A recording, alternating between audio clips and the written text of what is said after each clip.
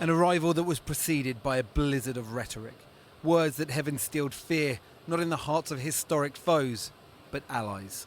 US Defence Secretary Pete Hegseth was welcomed to NATO today by his UK counterpart, posing for a message at least one of them wants the world to hear. It's such a strong relationship, it's so much to discuss. Absolutely. But no time to answer this. Will you be urging the UK to increase defence spending? Okay, media back, please. Thank you. Thanks, media. Please move back. Thank you. Before this meeting, those around the table were unsure of whether they would get a real sense of the United States' true hopes for Ukraine. Within 2 minutes, they were left in no doubt. We want, like you, a sovereign and prosperous Ukraine. But we must start by recognizing that returning to Ukraine's pre-2014 borders is an unrealistic objective. The United States does not believe that NATO membership for Ukraine is a realistic outcome of a negotiated settlement. And as to who may provide any post-peace process security forces, to be clear, as part of any security guarantee, there will not be U.S. troops deployed to Ukraine. And to conclude, an admonishment that NATO allies were not spending enough on defence. Secretary Hegseth, we hear you. We hear your commitment to NATO, to Article 5, to a sovereign Ukraine, and to your defence partnership with Europe. We also hear your concerns. What unfolded this afternoon was a triple-pronged diplomatic onslaught by the new US administration. Thank you for your visit. In Kyiv, Treasury Secretary Scott Bessent loomed over President Zelenskyy to talk life after war. President Trump has a plan to end this war, and we would like an economic cooperation agreement.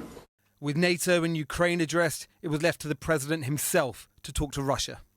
This afternoon, President Trump posted on his social media platform Truth Social that he had a lengthy and highly productive phone call with President Vladimir Putin, saying, "We both agreed we want to stop the millions of deaths taking place in the war with Russia, Ukraine.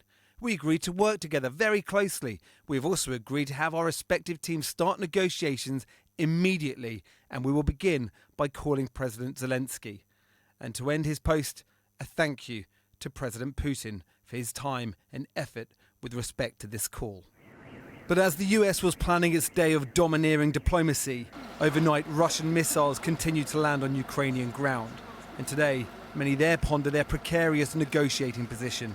Now the prospect NATO membership has been pulled by the US, the knowledge of no US troops, a nation stripped of their bargaining chips. I think Russia is quite happy looking at what's going on right now in the world. I think Russia is a predator. They now feel some weakness, which they will try to exploit. Do you envisage a situation where peace can be maintained without US involvement? So we don't need boots on the ground, but we need US commitment that if Russia will break the peace and if they will attack again, United States will be standing shoulder to shoulder with us. It's not just Ukraine shaken today, but NATO itself. I think that Donald Trump's election is a body blow to the whole European security order. Very little of the things that Pete Hegseth have said are a surprise, given that Donald Trump is the president and what we know about what he wants to do. And I do think that the signs have been there for a long time for Europeans that they were going to have to step up and take more responsibility for their own defence.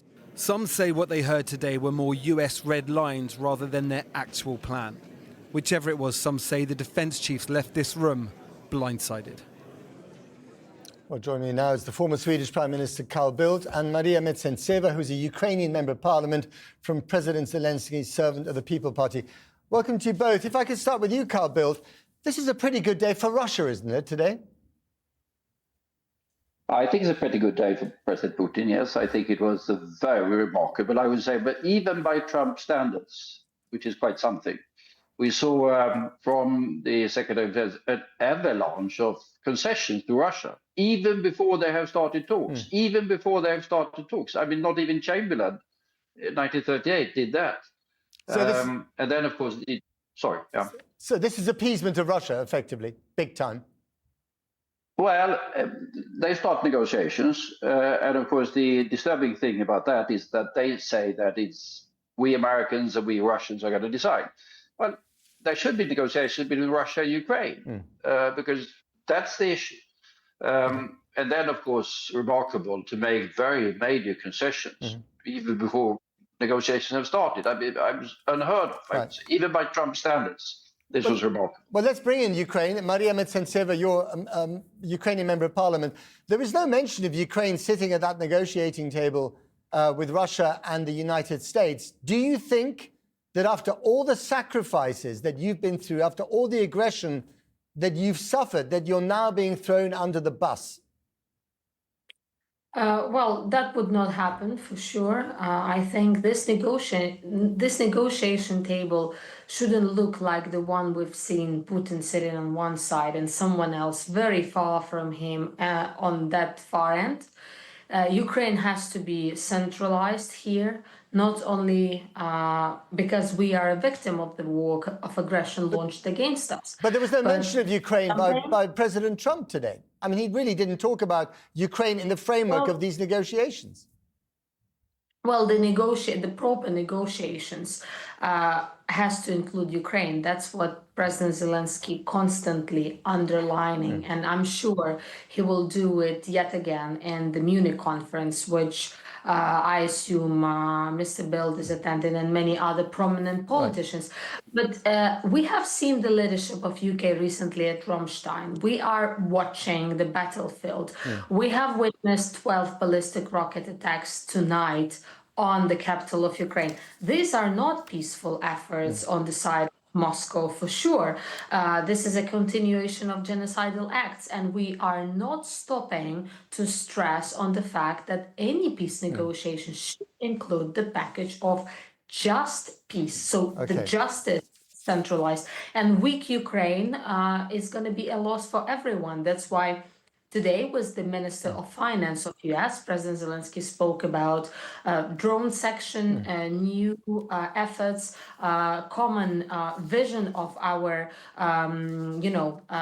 region of Donbass, and not only what is at stake today, like natural mineral resources. Let's hear from. Right, let's hear from Carl Bildt then about this. I mean, this was sobering stuff for Ukraine, and they're obviously trying to work things out amongst themselves, and then we'll talk to the Americans again. But what about Europe? I mean, 5% of GDP defense spending, which is something that Pete Hegseth repeated today, that's going to be very, very difficult for European countries to achieve. Well, it's going to be very difficult for the United States as well. They are spending roughly 3.2 at the moment. So that would include a 50% increase in US defense spending. I mean, he's talking. I don't think he knows what he's talking about, to be quite blunt. Right. But Europe is increasing defense spending quite substantially, and that will continue. That's for certain. And he keeps talking about this number. So maybe this isn't just spaghetti chucked at the wall to see if it sticks. Maybe this is what he believes in. But also, he's been very clear. Our emphasis is now on Asia and not on Europe. Europe has got to look after its own neighborhood protection. Can you even see that happening, Carl Bildt? Well, I can see that happening, and that is happening. And most of the defense efforts of Europe is done by the Europeans themselves.